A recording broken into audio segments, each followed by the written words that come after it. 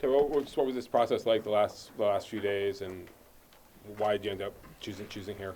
It was definitely long, a little bit stressful, but I mean it was exciting to finally be in that opportunity to be a free agent and kind of go through that process. So, I think choosing here, seeing AB come here and seeing the things that they were doing on the offensive side of the ball, I mean it's just exciting, and Derek's an awesome quarterback. So being able to go against those guys for the last 4 years is, you know, it was kind of a easy transition, I guess you could say, being able to make that decision.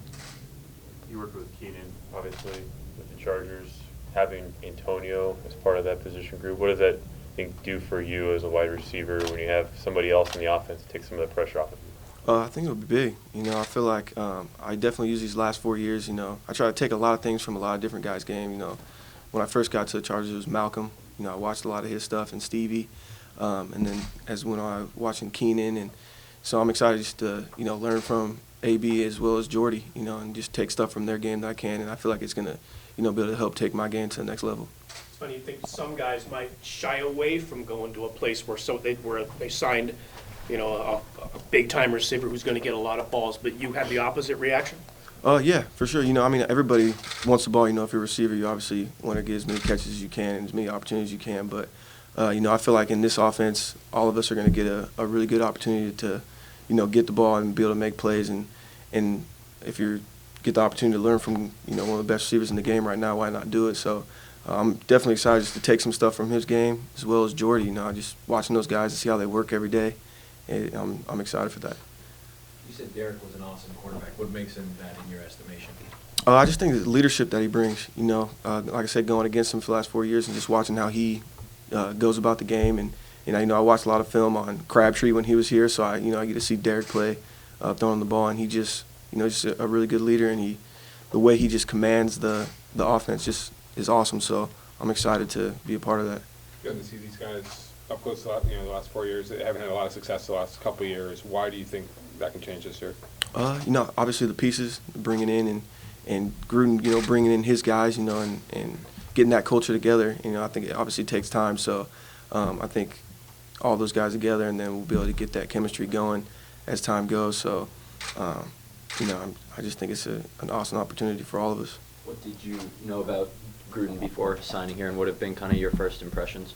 I didn't know much. Obviously as a fan, I was a Buccaneers fan that year that they went to the Super Bowl and he was coaching them. So, that's really all I kind of knew of him. But you obviously Chucky, John Gruden, you see all the pictures and all that stuff. So, I feel like it's kind of been the same. My expectation has so far been exactly what I thought. So, he's been awesome. I'm excited, and as well as Mayock, just being around those guys for the little time I have been has been awesome. Gruden said today that he wants to have the best receiver group in the league. Right now with you and Antonio and Jordy, where do you think you guys could potentially stack up?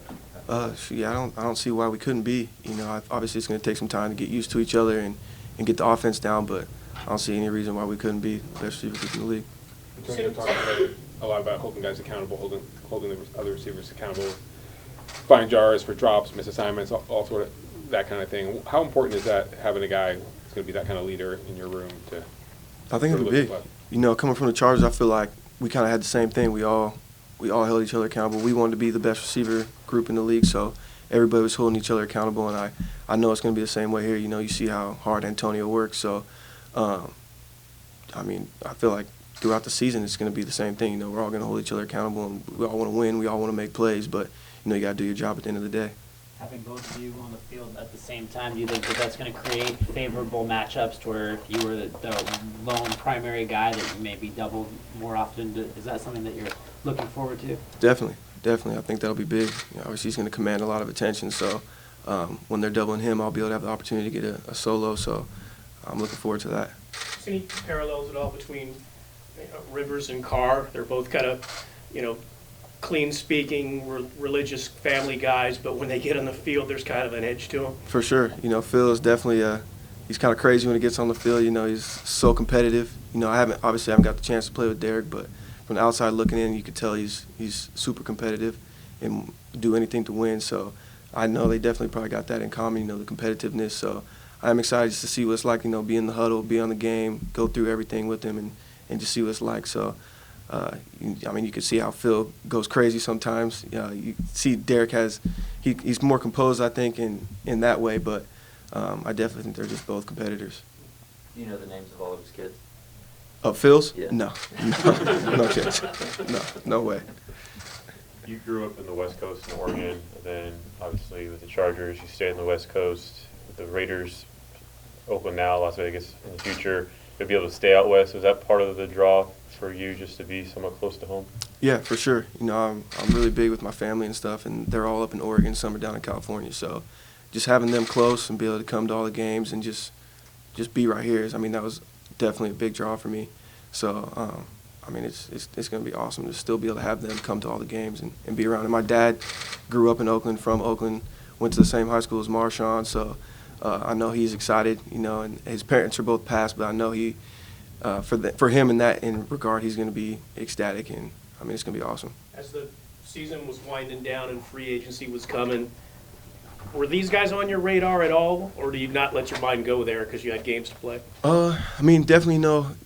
It's impossible not to think about it. I really wasn't thinking about what teams I'll go to. I guess it was more just kind of thinking about what was to come, and since we had made the playoffs, it kind of kept me really focused on that. It was my first time going to the playoffs, so I was pretty focused on that and doing well there and helping us win. So I never really thought too much about what teams or anything. It was more just, it's always in the back of your head that free agency is coming.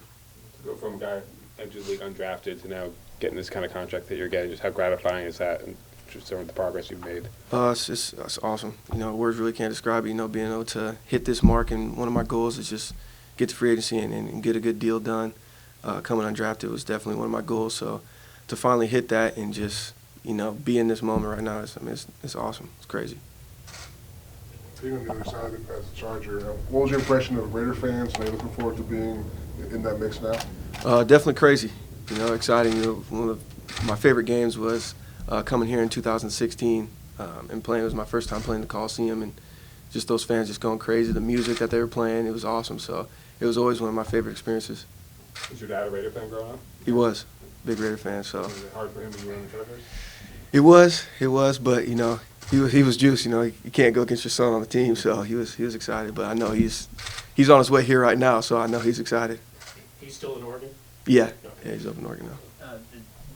Your 2016 season where you eclipsed 1,000 yards, did that prove, I'm sure that you always had confidence that you belonged, but what did that show you to be able to be so productive over an entire season stretch? It was big. My rookie year, I was mostly on the practice squad, and so I was really just looking for that opportunity to be able to get on the field. And unfortunately, Keenan had got hurt in that Week 1 game, and Stevie had gotten hurt in training camp, so it kind of just propelled me into being that starting guy. And I just knew I had that opportunity. I couldn't let that opportunity go. So it helped a lot. Obviously having Phillip, a great quarterback, and the coaches we had were awesome. So it just made it an easy transition. And I just didn't want that opportunity to pass by. I wanted to be able to prove that I could play. So, I was really intentional about every single day doing whatever I could to do the best of my ability on the field. You haven't had a lot of opportunity to think about how you fit into a new offense, but how do you just see yourself, your skill set complementing that of Antonio and Jordy?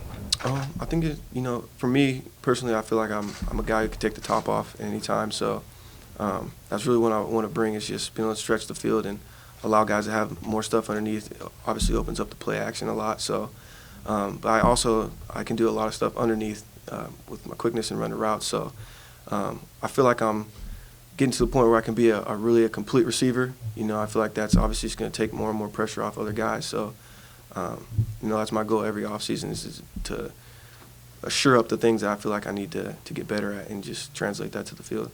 You have a reputation of being a pretty good blocker. Is that something you take a lot of pride in? Yeah, for sure. Early on my rookie year, I kind of got threatened to not be able to play if I didn't block.